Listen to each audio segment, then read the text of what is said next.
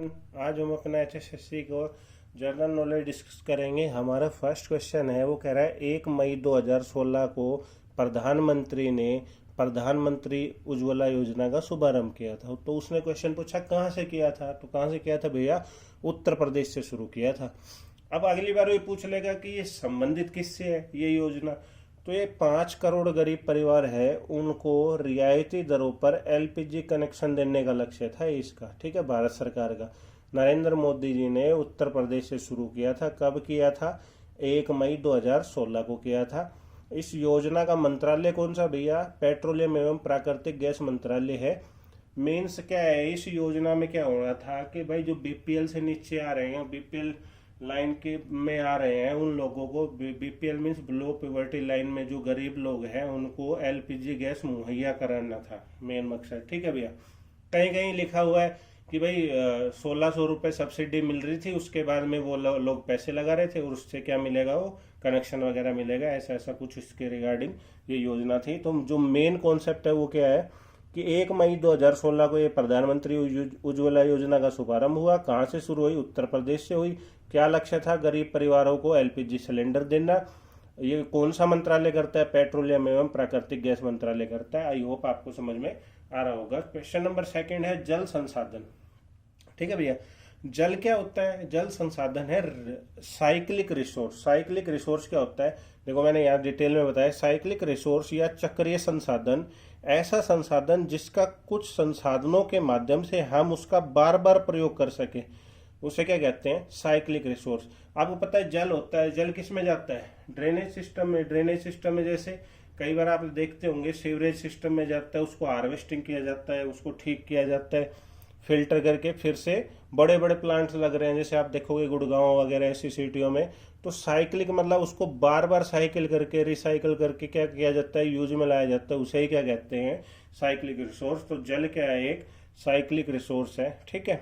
अब क्वेश्चन ये maximum time आया है, काजीरंगा वन्यजीव अभयारण्य कहाँ स्थित है? तो कहाँ स्थित है भैया? असम में स्थित है। अगली बार क्वेश्चन पूछ लेगा काजीरंगा नेशनल पार्क है, उसमें किस जानवर के लिए प्रसिद्ध है? तो वो किसके लिए है? एक सिंग वाले गैंडा के लिए प्रसिद्ध है।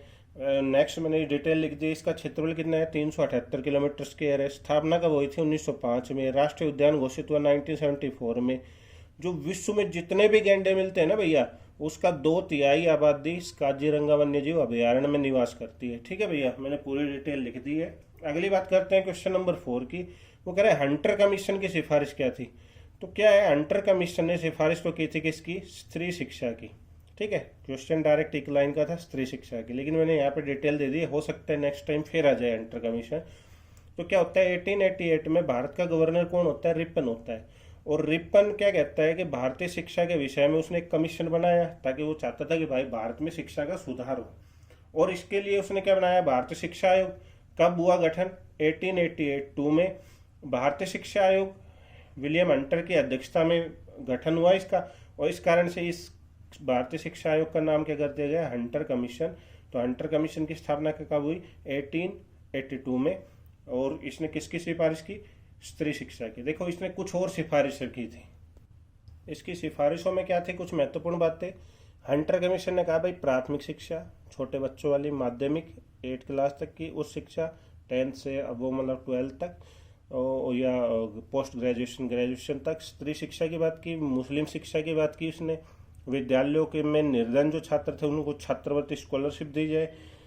सबसे महत्वपूर्ण पॉइंट, इस आयोग ने 2 यूनिवर्सिटियां स्थापित की थी, एक पंजाब विश्वविद्यालय पंजाब यूनिवर्सिटी 1882 में, और एक इलाहाबाद यूनिवर्सिटी 1887 में। ठीक है भैया। अगला देखिए क्वेश्चन नंबर 5 की बात करते हैं। वो कह रहे हैं सरकार के संसदीय प्रारूप का प्रथम बार आरंभ कहाँ हुआ? तो ब्रिटेन में। मतलब संसद मतलब जो लोकसभा राज्यसभा इस टाइप का जो संविधान आया है वो कहाँ से शुरू हुआ था? ब्रिटेन से। संसदीय सरकार की आधुनिक अवधारणा की कहाँ है? ब्रिटेन में। कब उभरी भैया ये? 1707 से 1800 के बीच में उभरी। ऐसे ही क्रम में स्वीडन में कब आया ये संसदीय प्रारूप? 1721 से 1772 के बीच में आई थी। वहाँ पे जो सरकार होती है वो संसदीय प्रणाली है सरकार की, उसमें 2 ही अधिकारी होते हैं मेन। कौन? एक राष्ट्रपति होता है और एक प्रधानमंत्री। राष्ट्रपति नाम मात्र का कार्यकारी राज्य प्रमुख होता है। ठीक है, हर बार क्वेश्चन आए एचएसएससी में, काफी बार रिपीट हुआ है कि राज्य का कार्यकारी प्रमुख कौन होता है, तो राष्ट्रपति, मतलब देश के लिए है, राज्य के लिए राज्यपाल। वास्तविक कार्यकारी प्रमुख क्या है, प्रधानमंत्री। ठीक है, ऐसी प्रणाली में राष्ट्रपति या सम्राट की भूमिका मुख्य रूप से औपचारिक होती है, लेकिन मंत्रिमंडल के साथ प्रधानमंत्री प्रभाव शक्ति के होते हैं। मतलब मीन्स बात क्या है कि राष्ट्रपति तो केवल औपचारिक रूप से होता है भाई, इसका नाम नाम होता है, काम कौन करता है, सारा प्रधानमंत्री, और सारी पावर किसके पास होती है, प्रधानमंत्री और उसके मंत्रिमंडल के पास। नेक्स्ट क्वेश्चन नंबर 6 है, वो कह रहा है पृथ्वी पर विशालतम जीवित पक्षी कौन सा भैया, शुतुरमुर्ग। ठीक है, और दौड़ने में इसकी स्पीड क्या है, 70 किलोमीटर पर आवर है। आई होप आपको समझ में आ रहा होगा। क्वेश्चन नंबर 7, मैंने मैक्सिमम जितने डिटेल हो सकती थी मैंने वो सभी लिख दिए, ताकि नेक्स्ट टाइम आपको अगर इससे रिलेटेड कोई भी क्वेश्चन आए तो कोई डाउट ना रहे। आई होप आपको समझ में आ रहा होगा। वो कह रहा है हाथी के गजदंत के रूप में कौन बदलता है, तो दूसरा कृंतक बदलता है। अब ये गजदंत या हाथी दंत क्या होता है, तो उन दो दांतों को कहते हैं जो हाथी के मुंह से बाहर निकले होते हैं, आप देखते होंगे जो हमें दिखाई देते हैं। पुराने समय में इनसे कई प्रकार की मूल्य वस्तुएं बनती थी, जैसे कि चूड़े बन गए, चूड़ियाँ बन गई कुछ। ठीक है, तो इस टाइप के। आई होप आपको समझ में आ रहा होगा। नेक्स्ट क्वेश्चन नंबर 8, वो कह रहा है आकाश का रंग नीला प्रकाश की किस घटना के कारण होता है, तो प्रकाश का परिकिरणन के कारण। प्रकाश का परिकिरणन क्या होता है, देखिए भैया क्या होता है, नीले रंग की तरंग दैर्घ्यता, मतलब वेवलेंथ। वेवलेंथ मीन्स क्या, फैलना। तो नीला रंग है ना, जो नीला रंग है, सॉरी, नीला रंग फैलता बहुत ज्यादा है, अर्थात नीला प्रकाश पृथ्वी के वायुमंडल में हवा के साथ जो छोटे छोटे पार्टिकल्स होते हैं उसके साथ सभी दिशाओं में फैल जाता है, और इस कारण क्या करता है, आकाश हमें नीला दिखाई देता है। रबड़ को वल्कनीकृत करने के लिए प्रयुक्त तत्व, देखिए रबड़ क्या होता है, गर्म टेम्परेचर मतलब गर्मियों में क्या होता है, रबड़ पिघल जाता है और चिपचिपा हो जाता है, और ठंडे तापमान में मतलब सर्दियों में कठोर और भंगुर, भंगुर में टूटने वाला हो जाता है। तो इसको देख के उन्होंने क्या एक नया प्रोसेस किया, क्या कि रबड़ में सल्फर मिला दिया उन्होंने, और रबड़ में अगर मैं सल्फर मिला देता हूं तो इस क्रिया को क्या कहेंगे, वल्कनीत। और वल्कनीत करने के बाद में क्या होता है, रबड़ मजबूत हो जाता है, उसमें लोच आ जाती है, उसमें स्थायित्व आ जाता है। आई होप आपको समझ में आ रहा होगा। मैक्सिमम टाइम आया है ये सल्फर वाला क्वेश्चन। अगला देखिए, ठीक है, 3 तरंगे होती है, इस क्वेश्चन से पहले बात करते हैं। 3 तरंगे होती है। तरंगे क्या होती है, जो वेव चलती हैं, ठीक है, और इससे ही हमें क्या होता है, सुनाई देता है, तरंगों की वजह से ही। तो तरंगे 3 प्रकार की होती है, पहली है सर्व्य तरंगे, दूसरी है सर्व्य, तीसरी प्रसर्व्य। अगर मैं 20 से 20,000 हर्ज, देखो ये यूनिट होती है हर्ज, अगर ये लेता हूं तो ये जो तरंगे होती है 20 से 20,000, इसको कौन सुन सकता है, मनुष्य सुन सकता है। ठीक है, अब 20 हर्ट्ज से कम की जो तरंगे होती है, जैसे 0 से 20 की, उसे मनुष्य नहीं सुन सकता। इसे कौन सुन सकता है, गेंडा, दरियाई घोड़ा, हाथी, व्हेल, कबूतर, अष्टबाहु, ये समुद्री जीव होता है। ठीक है भैया। और प्रासर्व्य तरंगे क्या होते हैं, जो 20,000 हर्ट्ज से ऊपर हो, इसे मनुष्य नहीं सुन सकता। मनुष्य केवल सर्व्य है, मतलब सर्व्य मीन्स सुनना, असर्व्य मतलब मतलब नहीं सुना जाए, पर मतलब परे मतलब दूर। ठीक है, इसको कौन सुन सकते हैं, चमगादड़, कुत्ते। तो वो पूछ रहा था, उसने क्वेश्चन पूछा, क्वेश्चन पे चलते हैं। वो कह रहा है 20,000 हर्ट्ज से अधिक आवृत्ति की ध्वनि तरंगों क्या नाम देते हैं भैया, प्रासर्व्य ध्वनि तरंग। देखो ये रही। ठीक है, क्वेश्चन नंबर 11 की बात करते हैं। वो कह रहा है लॉर्ड मैकाले ने सर्वप्रथम किस भाषा पर कुठारघात किया, मतलब उसको कौन सी भाषा से उसको एलर्जी थी, प्रॉब्लम थी, तो उसे किस भाषा से थी, संस्कृत भाषा से। क्यों थी, क्योंकि मैकाले ने कहा अंग्रेजी को संस्कृत की तुलना में बहुत अधिक उपयोगी बताया और व्यवहारिक बताया। उसने कहा अंग्रेजी ज्यादा मोस्ट इंपोर्टेंट है बजाय संस्कृत के। और इसी को देखते हुए 7 मार्च 1835 को अंग्रेजी को भारत में सरकारी भाषा के रूप में प्रस्तुत किया गया था। ठीक है भैया, आई होप आपको समझ में आ रहा होगा। ये नेक्स्ट क्वेश्चन नंबर 12 है। वो कह रहे हैं मोहनजोदाड़ो में कौन सी संरचना मिली है जो सबसे महत्वपूर्ण है। देखिए मोहनजोदाड़ो की हम जब अगर रिसर्च करते हैं तो हमें वहाँ महास्नानागार मिला है। महास्नानागार क्या होता है, द ग्रेट बाथ। ठीक है, बहुत बड़ा मतलब कुंड समझ लीजिए एक हिसाब से। उसका आकार कितना था, 39 इंटू 23 इंटू 8 फीट था। और अगर मीटर में बात करें तो 11.88 इंटू में 7 मीटर इंटू में 2.43 मीटर था। सबसे महत्वपूर्ण विशेषता ये पक्की ईंटों से था। निर्मित कहाँ था ये, मोहनजोदाड़ो में। मोहनजोदाड़ो कहाँ पड़ता है, पाकिस्तान के सिंध प्रांत में पड़ता है। खोज किसने, कब हुई थी इसकी, किसकी भैया, इसकी तो 1922 में हो गई थी मोहनजोदाड़ो की। ये खोज किसकी है, महास्नानागार की, 1926 में। आई होप आपको समझ में आ रहा होगा। वो पूछ रहा है वेदों की रचना किस भाषा में है, तो वेद पुराण सब किस में लिखे गए थे भैया, सबसे पहले विश्व की सबसे पुरानी लैंग्वेज कौन सी, संस्कृत में। ठीक है। भारत की मुख्य भूमि का दक्षिणतम बिंदु, जब हम मैप देखेंगे इंडिया का तो नीचे से पॉइंट से चलेंगे तो 8 डिग्री 4 मिनट, ये मिनट का साइन है, 8 डिग्री 4 मिनट हम उत्तरी अक्षांश में है। ठीक है।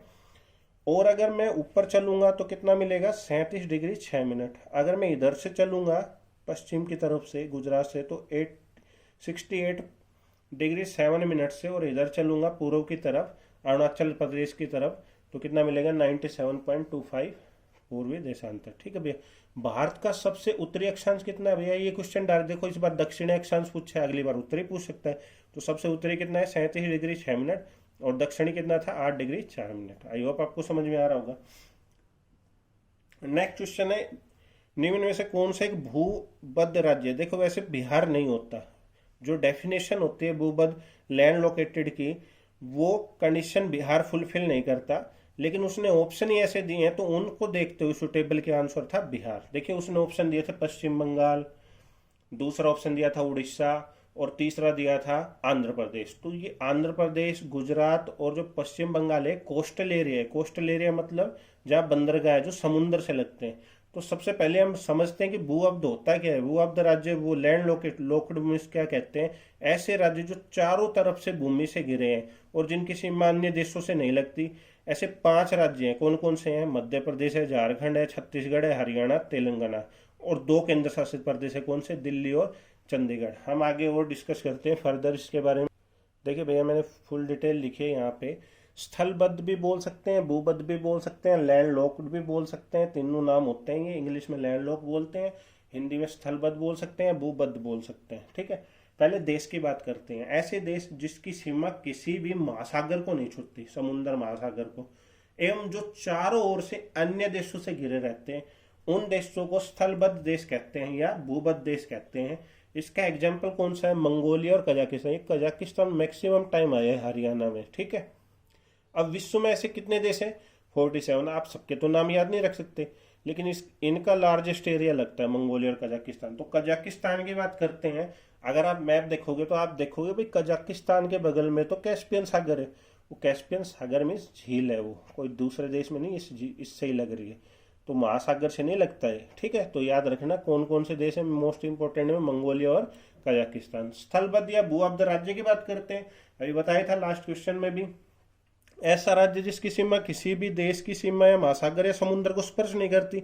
तो भारत में कुल 5 ही राज्य हैं और 2 केंद्र शासित प्रदेश। तो 5 राज्य में क्या था, मध्य प्रदेश, झारखंड, छत्तीसगढ़, हरियाणा, तेलंगाना, और केंद्र शासित में क्या भैया, दिल्ली और चंडीगढ़। अगली बात करते हैं भूबद्ध जिला, ऐसा जिला जिसकी सीमा किसी अन्य राज्य को स्पर्श नहीं करती। तो हरियाणा में भी ये क्वेश्चन आया है काफी बार।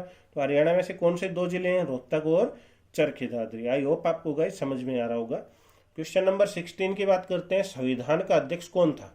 तो संविधान सभा का अध्यक्ष कौन था भैया, डॉक्टर राजेंद्र प्रसाद। लेकिन देखो आप अगर बुक खोलोगे तो पहली बात करेगा 9 दिसंबर 1946 को जो संविधान सभा का गठन किया गया था, पहली बैठक हुई, तो उस समय अध्यक्ष आना उसका अस्थायी बनाया गया था। उस समय जो सबसे वृद्ध व्यक्ति था, बुजुर्ग आदमी था, उसको बना दिया गया, जिसका नाम था डॉक्टर सच्चिदानंद सिन्हा। तो देखिए संविधान की बैठक 11 दिसंबर 1946 को स्थायी अध्यक्ष से बनाया गया, डॉक्टर राजेंद्र प्रसाद को स्थायी अध्यक्ष, और पहला स्थायी अध्यक्ष डॉक्टर सच्चिदानंद सिन्हा को 9 दिसंबर 1946 को। आई होप गाइज आपको समझ में आ रहा होगा। क्वेश्चन नंबर 17 की बात करते हैं। वो कह रहा है भारतीय राज्यों की भाषाई आधार पर पुनर्गठित किस वर्ष किया गया। देखिए भैया 1947 में जब देश आजाद हुआ तो सबसे पहले आंध्र प्रदेश में मांग उठने लगे कि भाई हम तेलुगु भाषी लोग हैं और हमारे लिए एक अलग राज्य बनाया जाए। ठीक है। तो ऐसे ही ये जो भाषा के आधार पर राज्य बनने के लिए पुनर्गठन कब किया गया, 1956। लेकिन बात करते हैं अभी उसके बारे में फुल डिटेल। तो कह रहे भारतीय राज्य पुनर्गठन आयोग बनाया गया। तो नेहरू ने किसको अध्यक्ष बनाया, पूर्व न्यायाधीश थे फजल अली। फजल अली को रिपोर्ट कहा कि आप रिपोर्ट दीजिए मुझे कि राज्य बनने चाहिए या नहीं बनने चाहिए। लेकिन क्या होता है 1947 के बाद से प्रदर्शन चल रहे होते हैं। 15 दिसंबर 1952 को लगातार 56 डेज के दौरान अनशन पे बैठा होता है कौन, आंध्र प्रदेश का रामुलल्लू। ठीक है। वो क्या होता है 56 अनशन के दौरान उसकी मृत्यु हो जाती है। मृत्यु हो जाती है तो वहां पे क्या हो जाता है, प्रदर्शन उग्र हो जाता है। तो इसको देखते हुए पंडित जवाहरलाल नेहरू क्या कर देते हैं, 1 अक्टूबर 1953 को डिक्लेयर कर देते हैं कि भाई मैं आंध्रा को तेलुगु भाषा के आधार पर अलग राज्य बना रहा हूँ। अब आप सोचिए भाई, कोई भी राज्य न्यू बनेगा तो कोई भी न्यू राज्य बनेगा तो दूसरे उसी उसको देख के जो अन्य भाषी राज्य हैं वो भी कहेंगे भाई हमें भी राइट्स मिले, हमें भी न्यू राज्य मिलना चाहिए। तो उसको देख के इसी क्रम में बात करें तो तेलुगु भाषी राज्य बनने का आंध्र प्रदेश का गठन हुआ। उसके बाद अन्य भाषी राज्य की भी मांग उठी। इसी कारण से 22 दिसंबर 1952 को राज्य पुनर्गठन आयोग की स्थापना हो गई। कब हो गई भैया, याद रखना क्वेश्चन इसको, ये बार बार आता है क्वेश्चन। 22 दिसंबर 1952 को क्या हुआ, राज्य पुनर्गठन की आयोग की स्थापना कब हुई। आयोग कब आया, 22 दिसंबर 1953 को। और रिपोर्ट कब दी इसने, 30 दिसंबर 1955 को। ठीक है भैया। अगला क्वेश्चन बात करते हैं, क्वेश्चन नंबर 18 की। वो कह रहा है भारत IMF अंतर्राष्ट्रीय मुद्रा कोष का सदस्य कब बना। देखिए IMF की स्थापना होती है जुलाई 1944 में, ठीक है। लेकिन क्या होता है, 27 दिसंबर 1945 को भारत समेत 29 देश होते हैं जो एक प्रस्ताव पे सिग्नेचर करते हैं और इसी के साथ किसकी स्थापना हो जाती है, IMF की। इसका मुख्यालय कहाँ भैया, वॉशिंगटन DC। आपसे उसने डेट नहीं पूछी थी, उसने सिर्फ सीधा क्वेश्चन पूछता है कि भारत में IMF का सदस्य कब बना, 1945। 3 to 4 टाइम्स रिपीट हुआ है ये आज तक, ज़्यादा भी हो सकता है, इतना तो मैंने देखा है। तो 27 दिसंबर 1945 को 29 देशों के साथ सम्मिलित हो जाता है भारत। मुख्यालय कहाँ है भैया इसका, वॉशिंगटन DC USA में। अध्यक्ष कौन है, पहले नहीं वर्तमान प्रेसिडेंट कौन है इसका, क्रिस्टीन लेगार्ड है जर्मनी की। और कुल देश कितने हैं प्रेजेंट में, 190 है। और इसमें शामिल होने वाला नया देश कौन सा भैया, अंडोरा। ठीक है भैया। नेक्स्ट क्वेश्चन की बात करते हैं। वो कह रहा है 1 रुपए के नोट तथा 1 रुपए के सिक्के जारी करने का जो अधिकार है, प्राधिकार है, वो किसको है भैया, वित्त मंत्रालय को। वित्त मंत्रालय में वित्त सेक्रेटरी होता है, वित्त सचिव, वो साइन करता है। 1 रुपए का नोट हो या 1 रुपए सिक्के जारी करने का ऑर्डर वो देता है। और 1 रुपए से बड़े 2 रुपये से लेके और 2000 तक जो भी होते हैं वो कौन करता है, RBI गवर्नर। RBI की स्थापना कब हुई थी, 1 अप्रैल 1935 को हुई थी। मुख्यालय कहाँ भैया, मुंबई में। और वर्तमान प्रेसिडेंट कौन है इसके, शक्तिकांत दास। कौन से हैं, 25 में। ठीक है, आई होप आपको समझ में आ रहा होगा। नेक्स्ट क्वेश्चन देखते हैं। राष्ट्रीय ध्वज के चक्कर में कितनी स्पोक्स या तिल्लियां हैं। तिल्ली देखे होंगे आपने, एक अशोक स्तंभ होता है और उसमें सर्कल में तिल्लियां लगी होती हैं, वो कितनी है, 24। सीधा क्वेश्चन है डायरेक्ट। वो पूछता है राष्ट्रीय ध्वज की चौड़ाई और लंबाई में क्या अनुपात है। तो नेशनल फ्लैग में जो रेशियो है ब्रेथ और लेंथ का, वो क्या है, 2:3। याद रखना, काफी बार वो क्या पूछता है, लंबाई चौड़ाई। तो लंबाई बड़ी है और चौड़ाई कम है, ध्यान रखना। तो 2:3 है, और अगर लंबाई चौड़ाई को पूछता है तो 3:2 हो जाएगा। अब देखिए अशोक चक्र है, उसमें कितनी तिल्लियां हैं, स्पोक्स है 24 सॉरी। अशोक चक्र में कितनी तिल्लियां हैं, 24। और रंग कितना है, कैसा है भैया उसका, अशोक चक्र का, नीला। ठीक है। तो हमारा राष्ट्रीय ध्वज क्या है, भारत का तिरंगा। राष्ट्रीय ध्वज कब अपनाया गया, ये क्वेश्चन आया है। तो 22 जुलाई 1947 को अपनाया गया, 15 अगस्त से पहले ही। तिरंगे का डिजाइन किसने बनाया, पिंगली वेंकैया ने बनाया। आई होप आपको समझ में आ रहा। अगर बात करते हैं आगे डिटेल में, तो राष्ट्रीय ध्वज में आपने देखा होगा 3 रंग होते हैं। सबसे ऊपर की पट्टी होती है, उसमें कैसा रंग होता है भैया, केसरिया रंग होता है, भगवा जैसा। तो देश की शक्ति साहस का प्रतीक होता है वो। मैंने पूरी डिटेल लिख दी है, अब आपको ये राष्ट्रीय ध्वज के बारे में कहीं और से सर्च करने की जरूरत नहीं है। सेकंड वन, राष्ट्रीय ध्वज का श्वेत रंग होता है, सफेद बीच वाली पट्टी पे, वो किसका प्रतीक होता है, शांति और सत्य का प्रतीक। राष्ट्रीय ध्वज का जो हरा रंग होता है वो किसका प्रतीक होता है, भूमि की पवित्रता, भूमि में वृद्धि, भूमि की उर्वरता शक्ति बढ़ना। और जो धर्म चक्र है उसका रंग कितना है, नीला रंग है। और उसमें कितनी तिल्लियां हैं, 24।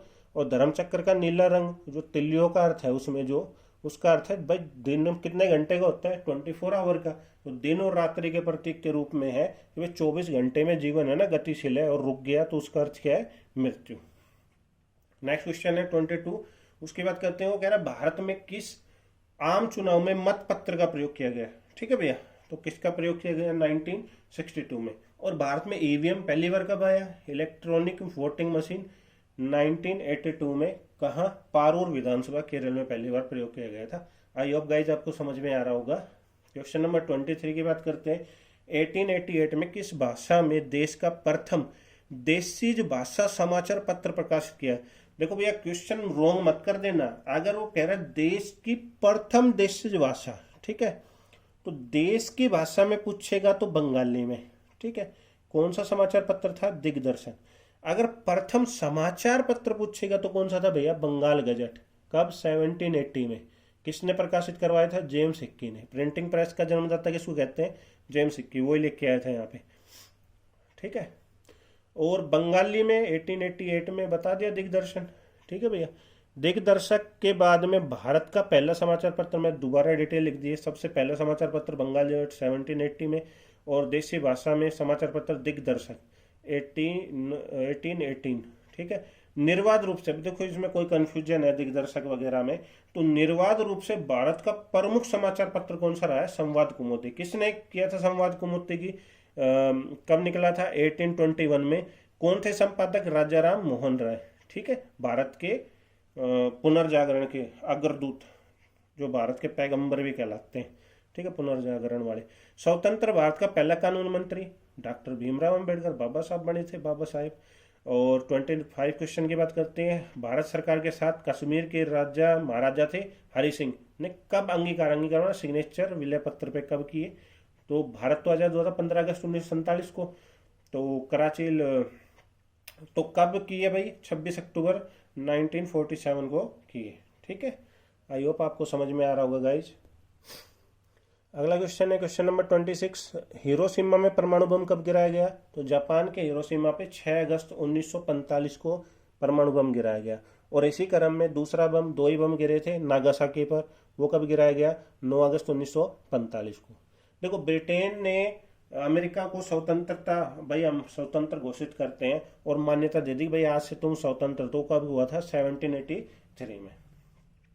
देखिए समान वर्षा वाले क्षेत्र को जोड़ने वाली काल्पनिक रेखा को क्या कहते हैं? समवर्षा रेखा। और लवण बोलता तो समलवणीय, ठीक है।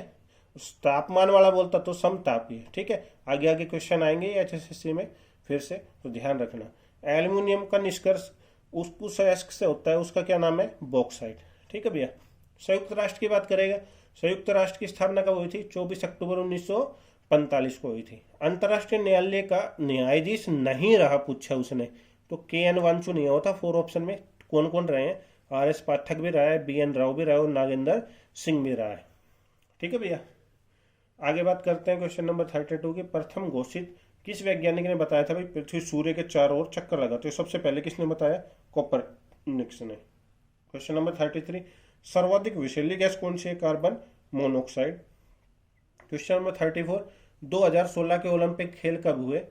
कोई इंपॉर्टेंट तो नहीं था, लेकिन वो क्वेश्चन आया हुआ था तो मैंने करवा दिया। ब्राजील के रियो डी जनेरियो में हुए थे, लेकिन ये इंपॉर्टेंट है। 2020 के कब हुए थे ओलंपिक? टोक्यो में। कौन सा था? जापान में। कौन सा था? 32 हुआ था। और पैरा ओलंपिक कौन सा कहाँ हुआ था? जापान में। वो कौन से नंबर का? 16 नंबर का था, ठीक है। अगला बात करते हैं डेविस कप। मैक्सिमम टाइम आया। डेविस कप किससे संबंधित है? टेनिस से। वो बात करेगा जीएसटी। तो जीएसटी का जो संविधान संशोधन है वो किस संशोधन था? 122वां था। जीएसटी का फुल फॉर्म क्या होता है? गुड्स एंड सर्विस टैक्स होता है। और हमने किसके मॉडल को अपनाया है? फ्रांस के मॉडल को अपनाया। जीएसटी भारत में कब लागू हुआ? 1 जुलाई 2017 में इम्प्लीमेंट हो गया था।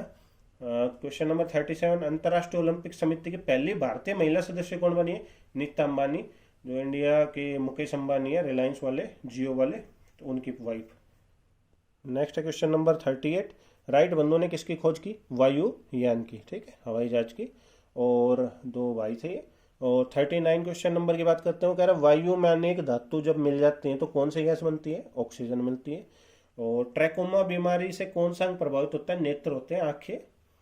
और लास्ट क्वेश्चन आज का, मानव कोशिका में गुणसूत्र कितने होते हैं? अगर वो बोले पेयर, जोड़े बोले, तो 23। और अगर वो टोटल पूछे तो 46 क्रोमोसोम होते हैं, ठीक है भैया। आई होप गाइज आपको समझ में आ रहा होगा। ये मेरी छोटी सी पहल है जीके को लेकर, तो पहला लेक्चर था। तो प्लीज़ अगर समझ में आ रहा है तो लाइक कर दीजिए और मैक्सिमम से मैक्सिमम शेयर कर दीजिए। और जिसने चैनल सब्सक्राइब नहीं किया है तो प्लीज़ सब्सक्राइब कर दीजिए। आपका रेस्पॉन्स का मेरे को इंतज़ार रहेगा। अगर आप कमेंट बॉक्स में रेस्पॉन्स करेंगे तो ही सेकंड वीडियो हम डालेंगे। तो प्लीज़ अगर आपको अच्छा लगे तो प्लीज़ प्लीज़ प्लीज़ लाइक कीजिए, सब्सक्राइब कीजिए और शेयर कर दीजिए। और हो सके तो कमेंट्स कर दीजिए ताकि पता लगे कैसा लग रहा है आपको। Thank you guys and have a nice day.